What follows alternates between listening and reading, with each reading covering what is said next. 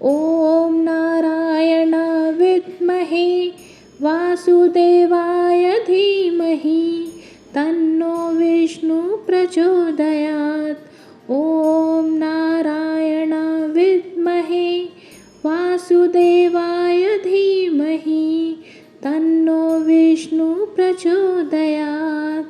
ओम श्री विष्णवे नमः। आप सभी का आपके अपने YouTube चैनल खुशबू नवीन ऑफिशियल पर एक बार फिर से बहुत बहुत स्वागत है। आज मैं आपको श्री विष्णु पुराण का प्रथम अंश का अध्याय 5 सुनाने जा रही हूँ। इसके पहले के अध्याय मेरे चैनल पर अपलोड हैं। यदि अभी तक आपने उन्हें नहीं सुना तो आप उन्हें अवश्य सुन लें। तो आइए रसपान करते हैं श्री विष्णु पुराण का प्रथम अंश का पंचम अध्याय, जिसमें आप अविद्या आदि विविध सर्गों का बखान सुनेंगे। श्री मैत्रेय बोले, हे विप्रश्रेष्ठ, सर्ग के प्रारंभ में भगवान ब्रह्मा जी ने पृथ्वी, आकाश और जलवासी देव, ऋषि, पितृगण, दानव, मनुष्य, तिर्यक और वृक्षादि को जिस प्रकार रचा तथा जैसे गुण, स्वभाव और रूप वाले जगत की रचना की, वह सब आप मुझसे विस्तार से बतलाइए। श्री पराशर बोले, हे मैत्रेय, भगवान विभु ने जिस प्रकार इस सर्ग की रचना की वह मैं तुमसे कहता हूँ, एकाग्र चित्त होकर सुनो।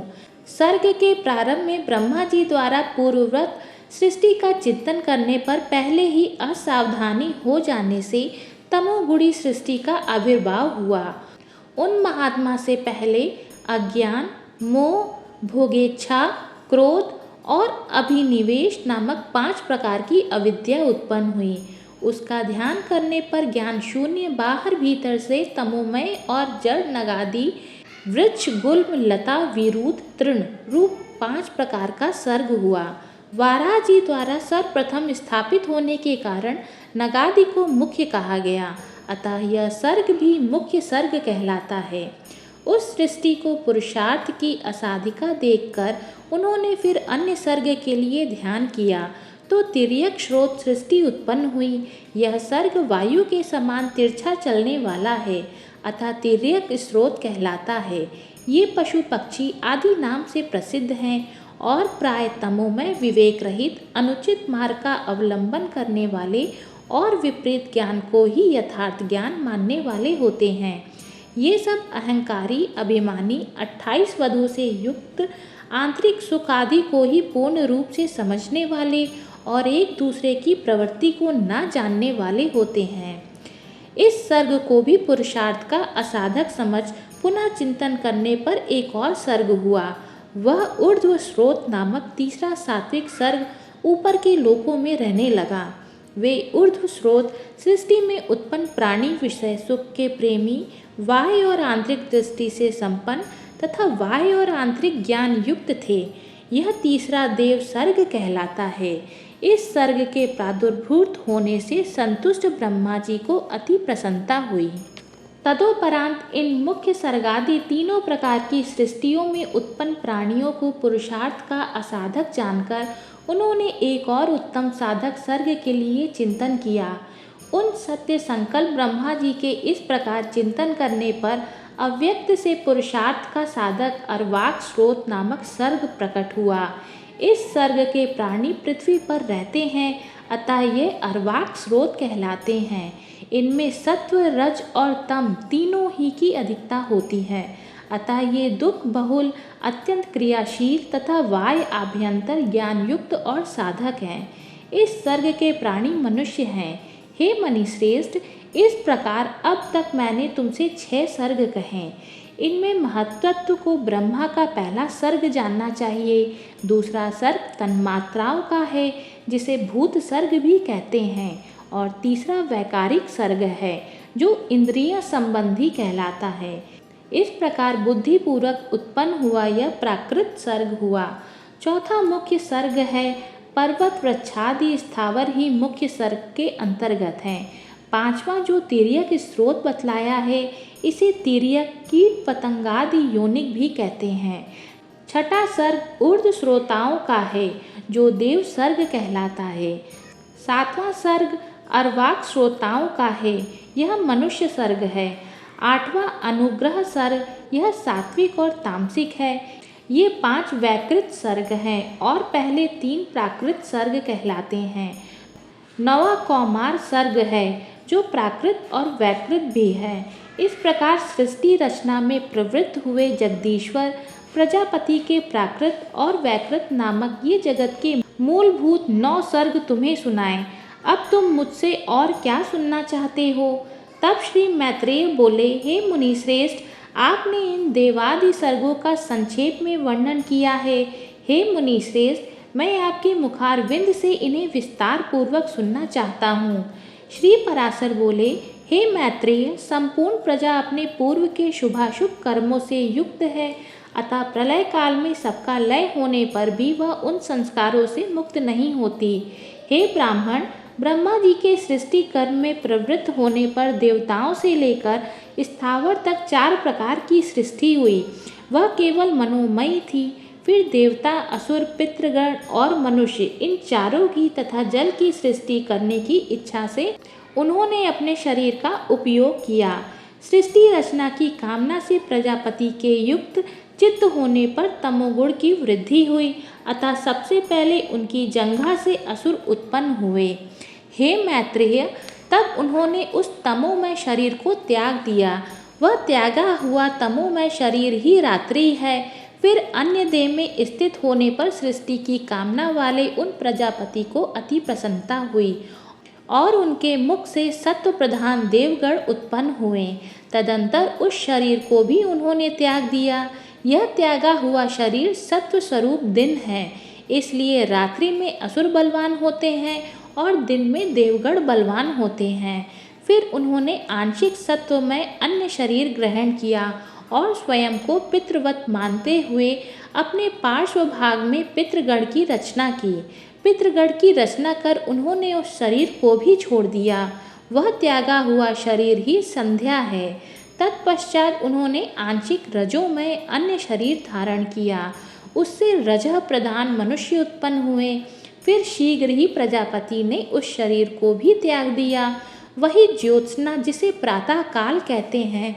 इसलिए हे मैत्रेय, प्रातः काल होने पर मनुष्य और सायकाल के समय पितर बलवान होते हैं। इस प्रकार रात्रि, दिन, प्रातः काल और सायकाल, ये चारों प्रभु ब्रह्मा जी के ही शरीर हैं और तीनों गुणाश्रय हैं।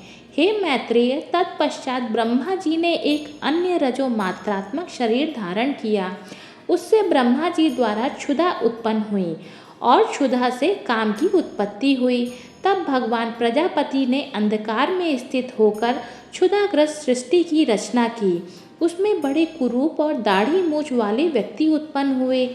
वे ब्रह्मा जी की ओर परीक्षण करने के लिए दौड़े।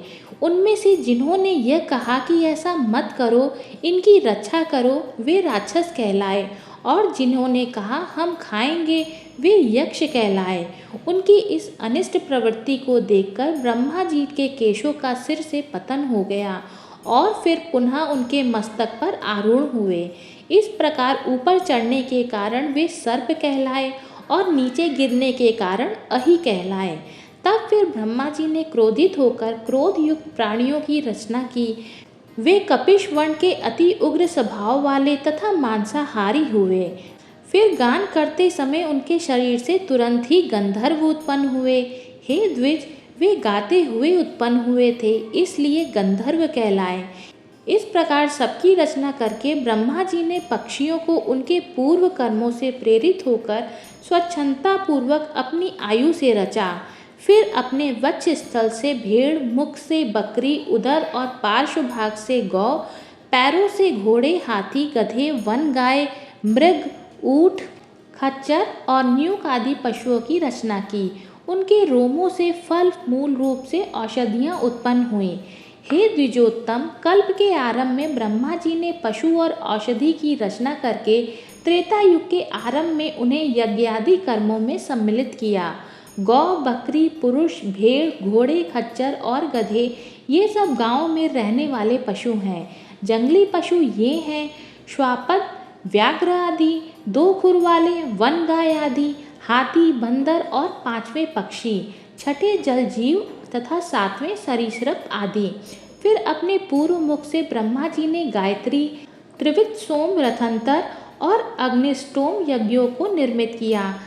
दक्षिण मुख से यजु त्रैष्टुप छंद, पंचदश सुतोम, वृहत साम तथा उक्त की रचना की। पश्चिम मुख से शाम जगती छंद, सप्तदश तोम, वैरूप और अतिरात्र को उत्पन्न किया तथा उत्तर मुख से उन्होंने एक विंशति स्तोम, अथर्वेद, आप्तोयार्माण, अनुश्चुप छंद और वैराज की सृष्टि की। इस प्रकार उनके शरीर से सभी ऊंच नीच प्राणी उत्पन्न हुए। उन आदिकर्ता प्रजापति ब्रह्मा जी ने देव, असुर, पितृगण और मनुष्य की सृष्टि कर तदंतर कल्प के आरंभ में यज्ञ, पिशाच, गंधर्व, अप्सरागण, मनुष्य, किन्नर, राक्षस, पशु, पक्षी, मृग और सर्प आदि संपूर्ण नित्य एवं अनित्य स्थावर जंगम जगत की रचना की।